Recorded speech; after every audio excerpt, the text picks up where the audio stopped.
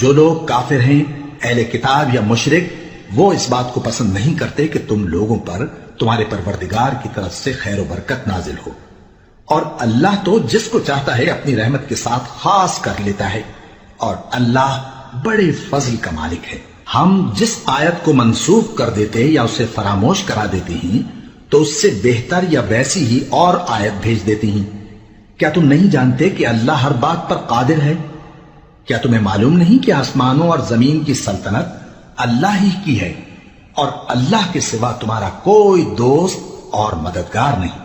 مسلمانوں، کیا تم یہ چاہتے ہو کہ اپنے پیغمبر صلی اللہ علیہ وآلہ وسلم سے اسی طرح کے سوال کرو جس طرح کے سوال پہلے موسیٰ سے کیے گئے تھے؟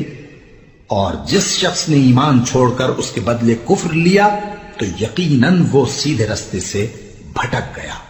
بہت سے اہل کتاب اپنے دل کی جلن سے یہ چاہتے ہیں کہ ایمان لا چکنے کے بعد تم کو پھر کافر بنا دیں، حالانکہ ان پر حق ظاہر ہو چکا ہے، تو تم معاف کر دو اور درگزر کرو یہاں تک کہ اللہ اپنا دوسرا حکم بھیجے۔ بے شک اللہ ہر بات پر قادر ہے۔ اور نماز ادا کرتے رہو اور زکوٰۃ دیتے رہو، اور جو بھلائی اپنے لیے آگے بھیج رکھو گے اس کو اللہ کے ہاں پالو گے۔ کچھ شک نہیں کہ اللہ تمہارے سب کاموں کو دیکھ رہا ہے۔